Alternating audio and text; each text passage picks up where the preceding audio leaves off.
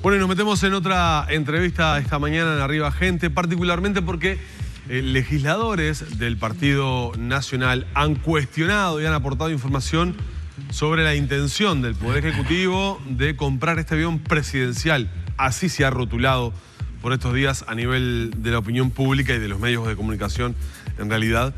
De hecho, se habla de eventualmente un segundo avión para repuesto. No está muy claro allí de lo que estamos hablando, pero sobre todo el cuestionamiento al gasto que es intención de realizar del Poder Ejecutivo. Estamos hablando de un avión del año 79 que ya ha tenido, según la información que ha trascendido, 11 dueños y que Presidencia de la República, el Poder Ejecutivo en realidad, compraría a través de presupuestos estatales. Senador Javier García, ¿cómo le va? Bien, feliz año. Bueno, muchas gracias, igualmente. Que tengamos un lindo año. Bueno, hay un informe, ¿existe un informe donde se habla de que en realidad son dos aviones y no uno?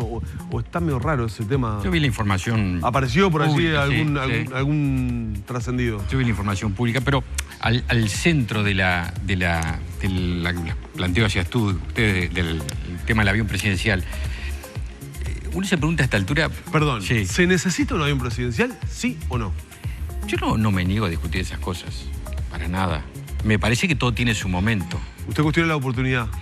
A ver, si uno dice, en el momento que el presidente de la República, como cabeza del gobierno, le pide a todos los uruguayos, nos pide a todos los uruguayos un sacrificio, aumentando las tarifas y levantando impuestos para recaudar, porque dice que la situación, que hay un agujero negro que hay que tapar, no es el momento para comprar un avión. Me parece que todo lleva su contexto. Pienso que yo, en otras circunstancias, uno se comentaba, a ver, el gobierno uruguayo tuvo ahora una cantidad de aviones de pluna, ¿no? Ahí parados durante meses. ¿Por qué no aprovechó? Si ya era el gobierno de la garantía. Lo que pasa es que, en definitiva, no es comprar un avión presidencial. Da la impresión que es este avión. Porque cambia la discusión. Porque esto, fíjese usted cómo empezó todo. ¿Por qué este avión? Bien. Tabaré Vázquez, el doctor Tabaré Vázquez, nuestro presidente, asumió el 1 de marzo del 2015, sí. ¿No? Menos de 24 horas después, Presidencia recibió una carta, así lo hizo en un informe del Tribunal de Cuentas, justamente de una empresa, de este empresario, que le ofrecía al presidente de la República un avión. Y dice, me enteré que necesitan un avión. Tipo informado, ¿no? Porque antes de 24 horas de que Tabaré Vázquez estuviera en la Presidencia de la República, ya sabía que el presidente necesitaba un avión, hombre informado. ¿No se venía hablando de esto del periodo anterior? Después nos enteramos que el presidente Mujica había viajado en este avión, ahí había invitado. O sea, lo había usado. Claro.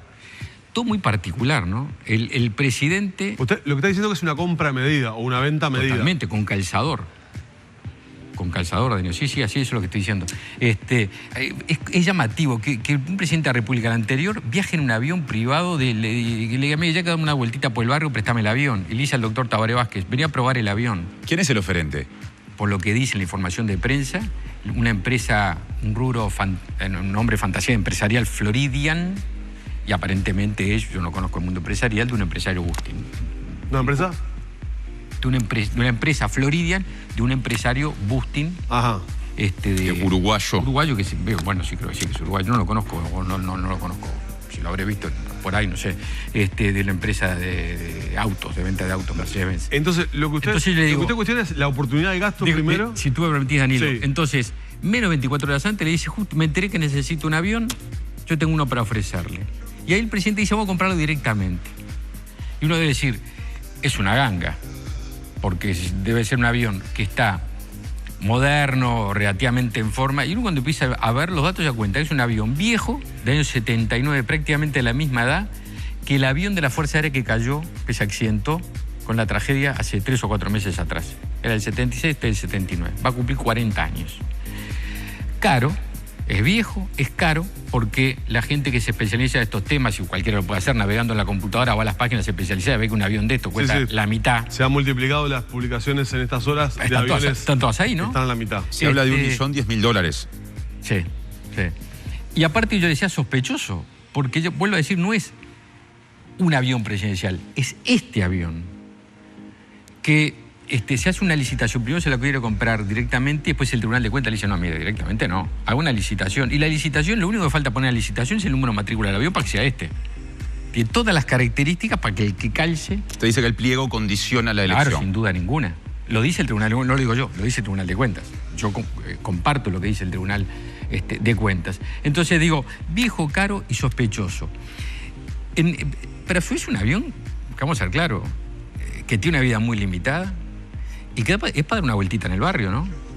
Para vuelos regionales. Sí, pero regionales de acá, del Mercosur, digamos, ¿no? Entonces, no es este avión que va a servir para poco, que es viejo. Sí, vuelos aeromédicos. Entonces dicen de Presidencia Republicana, no es para el... Se ha argumentado también otros fines más allá de los protocolares y presidenciales. Pero hasta ahora los que han viajado son presidentes y candidatos a presidente, porque viajó Mujica y Vázquez. Ahora, usted como médico entiende que si se usara de esa manera podría servir. Es buena la pregunta, te dice, no es para el presidente, estas cosas están en Uruguay, multipropósito. Para urgencias. Te dice, para traslado de médico. Entonces uno dice, bueno, pero entonces debe aterrizar en todas las pistas de las capitales departamentales. No.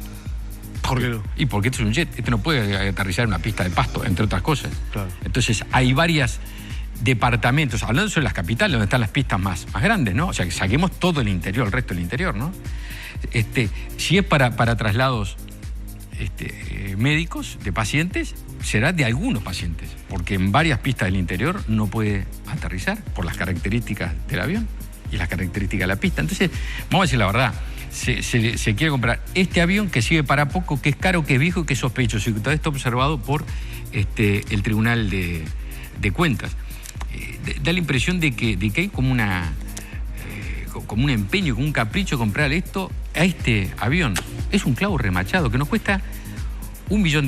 Uno dice, a ver, en términos de país, ¿no? En términos de país, $1 millón, un presupuesto de 13.000 o 14.000 millones de dólares, ya es poca cosa. Pero uno le pasa que a los 13.000 o 14.000 se llega de $1 millón, ¿no? Y la monedita. Y $1 millón es lo que cuesta más o menos una escuela. Un liceo, poco más, poco menos. Sí, todos los países de la región tienen un avión presidencial, digamos, ¿no? Bueno, yo no he recorrido todos los países de la región, pero me parece que eso no es un argumento, porque ese argumento serviría si yo le dijera, no, de ninguna manera. Yo no le dije de ninguna manera. En el libro Una oveja negra del poder de Mujica, hay una parte del libro donde relata lo embelesado que estaba Mujica con el Tango 1 de Argentina, de Cristina Fernández, ¿no? Que tenía hasta peluquería. No compararnos con, hasta peluquería con los negocios que hacían. No, y más allá de los negocios también hay lógicas territoriales distintas, ¿no? Claro, pero aparte, si eso valdría, si uno dijera, no, bajo ninguna circunstancia. Yo no estoy diciendo eso. Estoy diciendo que me parece que esta compra, en este momento, el momento que usted le levantan las tarifas de UTE, de Antel, de la nafta, que le levantan, que le aumentan el IRPF, que le dice, no, hay que sacrificarse. El presidente debe tener un gesto de austeridad mínima. No puede comprar un clavo como es esto, pese a la de $1 millón, que vuelvo a reiterar, va a servir para poco y poco tiempo, y no sirve para las cosas que están diciendo. Tiene un solo fin, que es comprar este avión, comprárselo a esta persona o a esta empresa, y para que viaje el presidente. Me parece que no es un buen gesto republicano. Y todavía usted decía Mujica, pero Mujica estaba en contra, ahora está a favor. Sí. Pero el otro día vi al ministro Astori. Yo le iba a preguntar eso porque en realidad sobre el tema de la objeción del gasto, de las objeciones que ha planteado el Tribunal de Cuentas sobre el tema de la compra del avión, Astori fue consultado en conferencia de prensa y Astori dice, en realidad, donde se argumenta o se justifica la oportunidad de la reiteración del gasto, es por eso que hay argumentos para poder llevarlo adelante. Mire, los antecedentes de Astori es que cada vez que defiende un negocio aeronáutico, la cosa termina horrible. Así que mejor que el ministro Astori no es el más indicado para defender un negocio aeronáutico. ¿Qué le pareció? Nos costó millones de dólares. Las expresiones, las explicaciones del ministro. Pues yo le digo, si Astori defendía el negocio de Pluna, decía que era brillante. Y el equipo económico entregaba plata y después terminamos con el agujero negro que terminamos en Pluna, en Alasú y todo lo demás. Y Astori decía que era brillante. O sea, yo no me parecía la persona con más aval, por lo de los avales aquellos, ¿no? Con más aval para defender este negocio. Vuelvo a decir, el presidente Vázquez y el ministro Astori le piden un esfuerzo, un sacrificio a todos los uruguayos que ellos no hacen. Porque dicen, a ti te tengo que levantar los combustibles, la tarifa de UTE, el agua, todo, y aparte te voy a levantar el impuesto, pero yo voy a comprar un avión viejo, caro y sospechoso que no sirve para nada. No, si usted me reclama sacrificio, usted tiene que tener un ejemplo de austeridad que no está teniendo. Ahora, yo tengo la impresión de que en estos temas, Danilo recién ponía en el centro de la mesa la cuestión de las observaciones del Tribunal de Cuentas, en este caso. Es decir, la gente que no está metida en la cuestión, una de las cosas que no entiende es cómo cuando hay una observación igualmente se puede seguir adelante. ¿Cómo lo podemos definir? ¿No son de carácter vinculante esas observaciones? Es una muy buena pregunta porque es un tema que yo creo que hay que legislar en el futuro. No solo este tema. Por año hay decenas, cientos, quizás miles de observaciones al Estado por parte del Tribunal de Cuentas. Lo que prevé, creo que es el artículo 211 de la Constitución, lo que prevé es que si hay una reiteración del gasto, que es el momento que estamos con este tema, claro, y el Tribunal de Cuentas vuelve a observar el gasto, se da cuenta a sus efectos a la Asamblea General. Pero nadie dice que es a sus efectos. ¿Cuáles son sus efectos? Yo creo que si esto fuera observado y fuera al Tribunal a la Asamblea General, el efecto que yo como integrante de la Asamblea General buscaría es que esto se prohibiera, que se impidiera la compra. Si dijera, no, aquí hay una observación y por lo tanto la opinión de la Asamblea General es que esto no se puede comprar. Si llegamos a esa instancia, yo creo que lo que tiene que hacer la Asamblea General. Ese a sus efectos, en mi caso, es decir, no corresponde la compra de este avión. O sea que podría llegar a la Asamblea General. Podría, claro. Si el Tribunal de Cuentas, ahora sea esta circunstancia que cambió la integración del Tribunal de Cuentas, un ministro de origen del Frente Amplio que había observado, renunció. Vamos a ver qué pasa. Era uno de los puntos, bueno, lo que planteaba Martín, el tema de que en el pasado muchas veces se ignoró al Tribunal de Cuentas y en el presente se lo ignora. Yo no estoy diciendo que este gobierno, esto es un tema de todos los Sí, por eso digo. Y abarca el nivel departamental de gobierno también. Sí, claro. Esto es un tema de todos los gobiernos, es una cosa, pero ahí me parece un vacío que es qué hace la Asamblea General cuando se enfrenta a las observaciones, qué es a sus efectos. Claro. Y concretamente, estas modificaciones, estos cambios en el Tribunal de Cuentas, ¿responden a esta situación? Yo leí una entrevista hoy al doctor Greco. Él dice que no tiene nada que ver. Yo no lo conozco al doctor Greco y no tengo por qué dudar de sus palabras. Él dice que no tiene nada que ver, será así. Hay una coincidencia fáctica, eso es indudable. Es decir, un miembro del Tribunal de Cuentas, que integra el Tribunal de Cuentas ese año, propuesto por el Frente Amplio, votó en contra de esta licitación y tiempo después renuncia. Y él dice que no tiene nada que ver y yo no tengo por qué dudar que no tenga nada que ver. No quiero dejar pasar la oportunidad de que está usted aquí en esta mesa, que ha sido un político de la oposición que ha trabajado mucho en el tema salud, para preguntarle sobre la situación de los números del FONASA. Se ha conocido por estas horas. Y allí otra vez se reitera la discusión. No es déficit del FONASA, en realidad es gasto previsto de rentas generales que cuando se creó estaba previsto que rentas generales aportara para poder solventar el sistema. Ustedes dicen, no, en realidad es déficit que está creciendo todos los años. ¿En qué quedamos? ¿La piola es corta o el pozo no tiene agua? Danilo, es idioma español.